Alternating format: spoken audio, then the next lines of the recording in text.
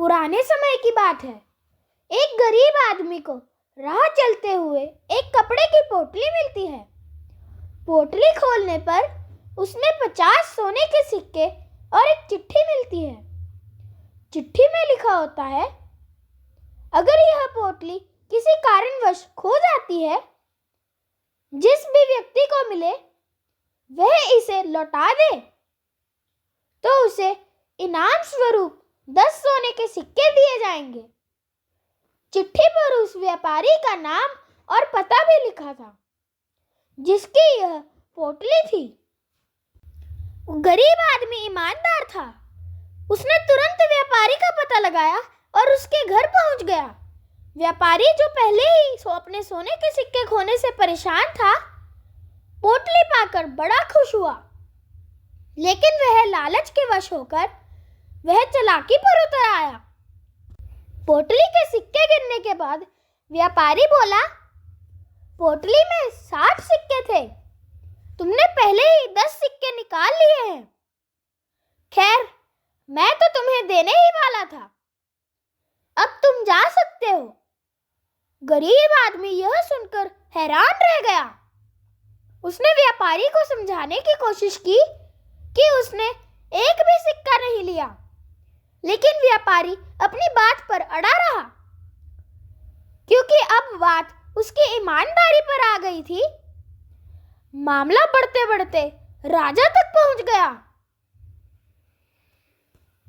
राजा ने दोनों की बात सुनी। गरीब आदमी ने ईमानदारी से सब कुछ बताया।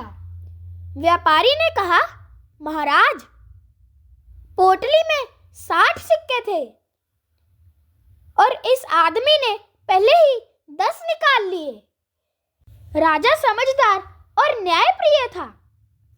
उसने तुरंत व्यापारी के लालच को भांप लिया और फैसला सुनाया। क्योंकि व्यापारी कहता है कि उसकी पोटली में 60 सिक्के थे, तो यह पोटली उसकी नहीं हो सकती। यह पोटली किसी और की होगी जिसमें 50 सिक्के थे। इसलिए यह पोटली उस गरीब आदमी के पास ही रहेगी जब तक पोटली का सही मालिक में नहीं मिल जाता। यह सुनकर व्यापारी हक्का बक्का रह गया। उसने राजा से कहा, तो मेरे सिक्कों का क्या होगा? राजा ने मुस्कुराते हुए कहा, जब कोई ईमानदार व्यक्ति को तुम्हारे 60 सिक्कों वाली पोटली मिल जाएगी और तो वह तुम्हें लौटा देगा। हमें हमेशा अपने कमिटमेंट और वचन का पालन करना चाहिए। ईमानदारी और वचनबद्धता हमारे चरित्र की पहचान होती है।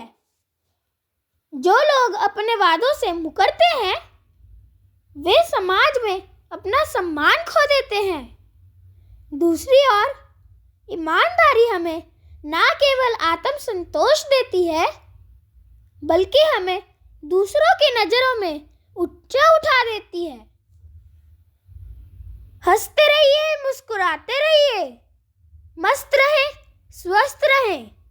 ईश्वर की कृपा आप पर सदैव बनी रहे।